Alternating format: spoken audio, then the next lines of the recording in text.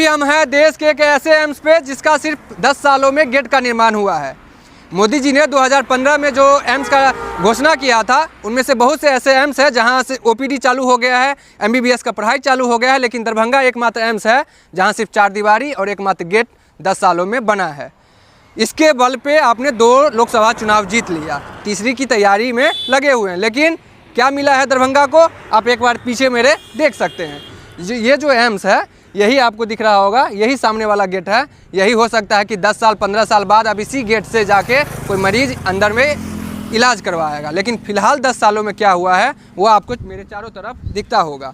मेरे दाएं तरफ देखिएगा तो आपको इधर 4 दीवारी दिखाई देगा, बाएं तरफ देखिएगा तो इधर भी दिखाई देगा, और पीछे देखिएगा तो आपका एक शानदार सा गेट, वो भी अधूरा गेट, जहाँ ना तो एम्स लिखा हुआ है ना तो कुछ यहाँ पे मेंशन है। सिर्फ और सिर्फ दिख रहा है कि ये गेट है और आप अनुमान लगा सकते हैं कि यहाँ एम्स है। जब घोषणा हुई थी तो 2015 से 2020 का जो समय था, उस पीरियड में एम्स का जगह ही नहीं फिक्स था। 5 सालों तक जगह को इधर से उधर किया गया। मेरे सामने कुछ डेटा 2015 में इसको घोषणा किया गया, लेकिन 5 सालों तक उलझाया गया जगहों को लेकर, कभी डीएमसीएच कैंपस के पास तो कभी यहाँ वहाँ। लेकिन जब 2020 में फिक्स किया गया कि यहाँ पे एम्स बनेगा तो 13 नवंबर 2024 को यहाँ पे प्रधानमंत्री शिलान्यास किए थे।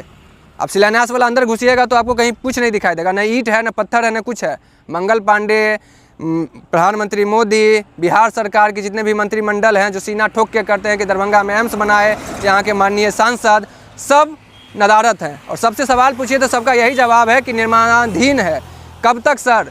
देवघर एम्स आपके साथ घोषणा हुआ था, देवघर एम्स में हमारे साथी एमबीबीएस करके इंटर्नशिप कर रहे हैं, वहाँ ओपीडी चालू है। जम्मू कश्मीर में देख लीजिए वहाँ ओपीडी चालू है, लेकिन दरभंगा एम्स का देखिए ना, वहाँ डीएमसीएच की हालत भी आप देख लीजिए। ना आपसे डीएमसीएच का हालत सुधरा और ना पिछले 10 सालों में आपने एम्स का बिल्डिंग खड़ा कर पाया है।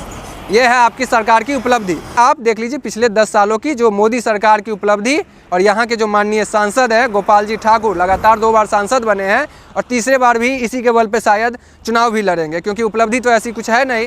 दरभंगा का विकास आपको दिख रहा होगा और विनाश भी साथ में दिख रहा होगा, क्योंकि इतने जो ज़मीन को आपने कब्जे में लिया है, यहाँ पे किसान पहले खेती करते थे, और जब आप आइएगा बारिश के महीने में तो आप शायद से यहाँ पे जो गाड़ियाँ अभी दौड़ रही है वो गाड़ियाँ भी नहीं दौड़ेगी, क्योंकि पानी जो होगा वो आपको इतना ज़्यादा होगा, 10 फीट से ज़्यादा पानी यहाँ पे भरा होगा। तो एम्स का निर्माण अब कब होगा? तो फिर बरसात के बाद होगा। तो फिर ऐसे ऐसे करते करते 2025 तो आपका कंप्लीट हो गया, 2029 का चुनाव, 30 का चुनाव आप लड़ लीजिएगा, एम्स ऐसे ही बनता रहेगा। 4 दीवारी हुआ है, कल जाके इस पे एम्स का बोर्ड लगा दीजिए, गूगल पे ऐसे ही चलता रहेगा, मैप पे आके लोग एम्स पे आएंगे, तो नतीजा आपके सामने है। यहाँ पे इलाज होगा। हो सकता है कि इन फ्यूचर प्राइवेट अस्पताल यहाँ पे खुल जाए, 1-2 सालों में वहाँ पे लोग इलाज करवा ले, लेकिन एम्स में यहाँ नहीं संभव है भैया। एम्स में इलाज तभी संभव होगा जब सरकार, सिस्टम और यहाँ के नेता चाहेंगे। हमारे आपके चाहने से नहीं होगा। हम आप कितना भी चिल्ला लीजिए, चीख लीजिए, धरना दे दीजिए, वो सब का सब दिखावटी होगा जब तक सरकार, यहाँ के शासन, यहाँ के प्रशासन, यहाँ के सिस्टम और यहाँ के नेता स्थानीय जो नहीं चाहेंगे, तब तक आप एम्स में इलाज नहीं करवा सकते हैं। बाकी दरभंगा एम्स के बारे में आप क्या सोचते हैं उसके बारे में कमेंट में अपनी राय दीजिएगा।